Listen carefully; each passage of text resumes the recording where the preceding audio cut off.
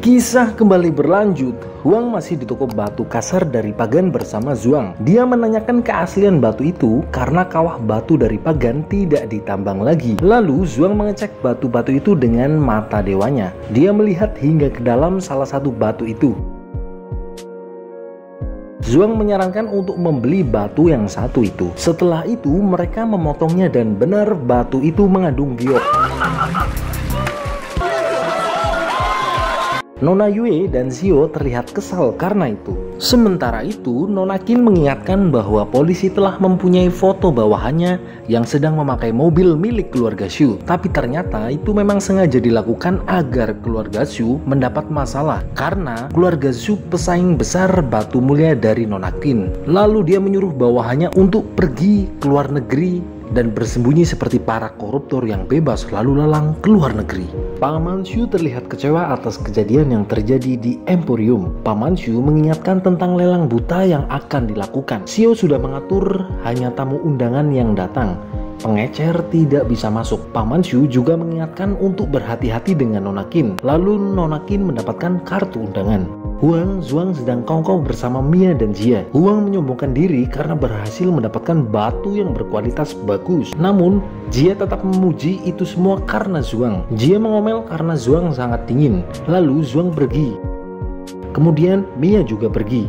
Zhuang menemui Nona Qin, lalu Nona Qin ternyata tahu Zhuang lah yang mengarahkan pembicaraan Huang melalui telepon waktu itu di Emporium. Nona Qin juga bilang kericuhan kemarin tidak terlalu berpengaruh karena perusahaan Xu adalah pemasok utama batu permata dan ternyata tujuan dari keluarga Xu adalah lelang buta karena mereka selalu mendapatkan kehormatan selama beberapa tahun dan tahun ini mereka menggunakan sistem akses dan hanya orang tertentu saja yang boleh masuk. Mia melatih tinjunya dan Ji mabuk bersama Huang. Kembali ke Zhuang dan Nona Qin. Ternyata Nona Qin memberikan kartu undangannya kepada Zhuang. Dia mempercayakan lelang buta kepada Zhuang. Lalu Zhuang bertanya hubungan Nona Qin dengan Xiao. Ternyata mereka hanya sebatas rekan bisnis saja. Nona Qin juga menduga kalau Zhuang selalu mampu mendapat batu bagus karena dia mampu melihat internal batu secara ajaib. Lalu sebenarnya Zhuang berkata jujur kalau dia memang memiliki mata ajaib yang dapat melihat tembus pandang. Tetapi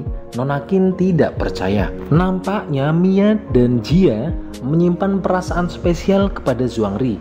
Jia yang sedang mabuk mungkin terbawa suasana lalu mulailah mereka bersilat lidah dengan Huang. Huang masuk ke hotel Zhuang. Lalu Zhuang bertanya kemana dia tadi malam. Lalu Zhuang melihatnya dengan mata dewanya dan dia melihat bekas bibir di pundaknya. Mungkin bekas bermain ikan cupang. Kemudian Bos Mark datang dan marah-marah karena lelang buta itu memiliki ketentuan sistem akses dan lokasinya di museum. Zhuang memberitahu kalau dia memiliki kartu undangan. Dia juga menjelaskan kartu itu terbatas dan hanya klien besar saja yang memilikinya. Bosma juga ingin masuk ke sana. Lalu Huang terlihat punya ide menarik. Xiao lapor ke Paman Xu, banyak pembeli batu eceran yang masuk karena punya tiket undangan yang seperti asli. Paman Xu menyuruh Xiao untuk membereskannya dan selalu memperhatikan item zero di lelang buta. Banyak orang yang bisa masuk termasuk Bos Ma, Huang dan Zhuang. Ternyata karena Huang lah yang menduplikat kartu undangannya. Mereka sadar beberapa orang telah memonopoli lelang batu termasuk Emporium kali ini. Lelang batu menjadi sumber kekayaan dengan cara menipu para pengecer. Mia sedang bersama Jia. Mia bertanya kemarin malam kemana, dengan siapa, ngapain aja. Ternyata Jia menyadari Zhuangri tidak tertarik kepadanya. Jadi dia mundur alon-alon dan memilih Huang. Mereka mulai melihat batu-batu. Di sana Huang tertarik ke salah satu batu dan dia mengaktifkan mata dewanya. Dia melihat jauh ke dalam hingga masuk ke dalam. Lalu dia tersentak kaget. Xiao mengintai dari CCTV.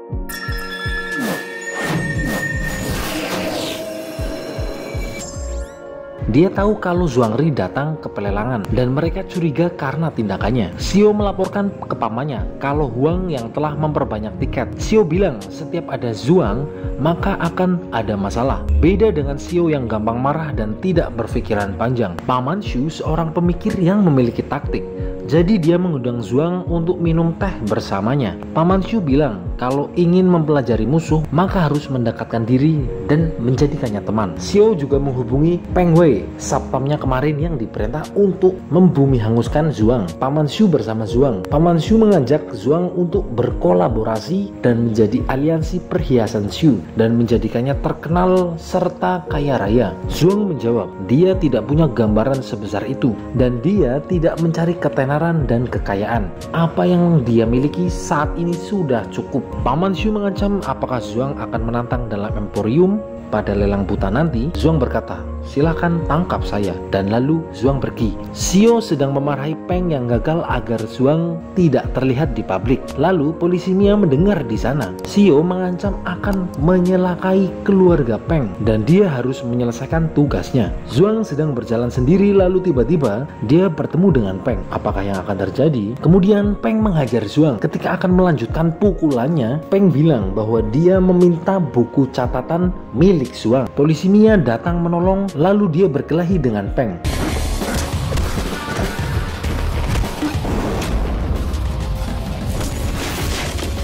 Zhuang mencoba membantu, namun dia malah terpukul dan semaput. Lalu Peng pergi. Mia membawanya ke hotel. Dia mengecek catatannya.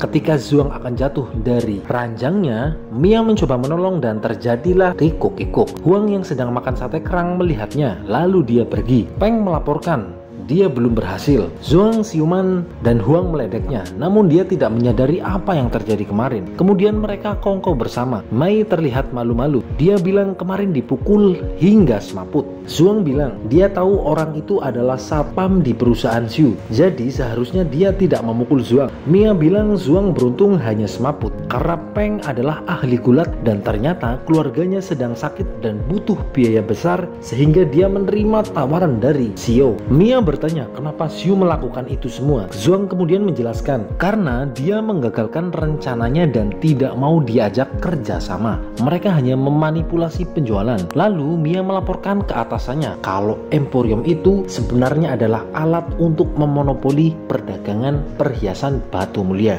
Huang dan Zhuang mencari cara untuk membuktikan perusahaan Shu menjadi dalang monopoli dan penipuan batu. Huang menyarankan untuk hacking komputer atau HP-nya. Zhuang bilang itu pasti sulit karena mereka bukan agen rahasia. Kembali ke pelelangan, Zhuang bilang mereka diikuti. Mereka mencoba melihat batu-batu di sana. Lalu karena lengah, Peng mengambil buku catatan milik Zhuang dan Peng menyerahkan buku itu ke Xiao. Peng meminta bayarannya kepada Xiao. Ternyata dia tidak menepati janjinya dan pergi begitu saja. Emang bangkis ini orang. Malam harinya, Zhuang dan Huang menemui Peng. Zhuang bilang dia akan membayar biaya rawat kolega dan keluarganya. Kemudian sebagai balasannya, Peng disuruh untuk mengumpulkan bukti kejahatan penipuan yang dilakukan perusahaan Shu. Huang dan Zhuang sudah memiliki rencana dan dia butuh skill Peng. Akhirnya Peng mau membantunya. Di pagi hari, Zhuang merasa matanya tidak nyaman dan terasa sakit. Nona Qin datang.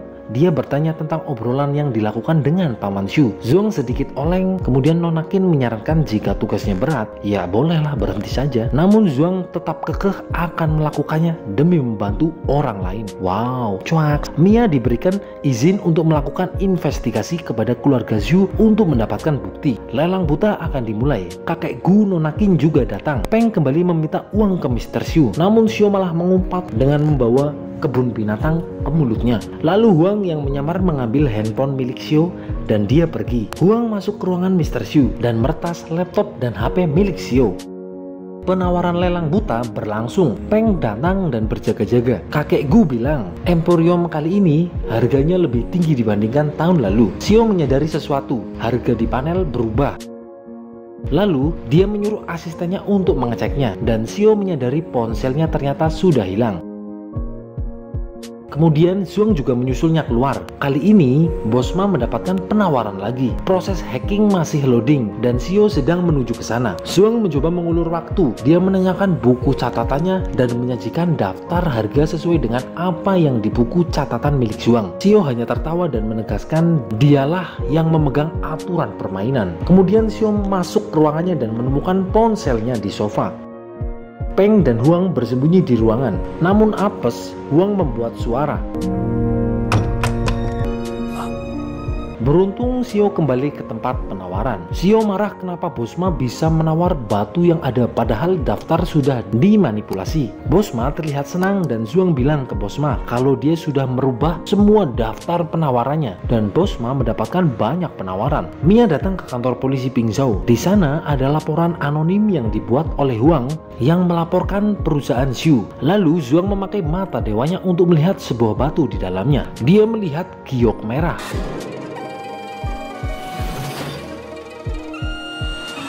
Zhuang juga mampu mengimajinasikan dia berjalan ke sana.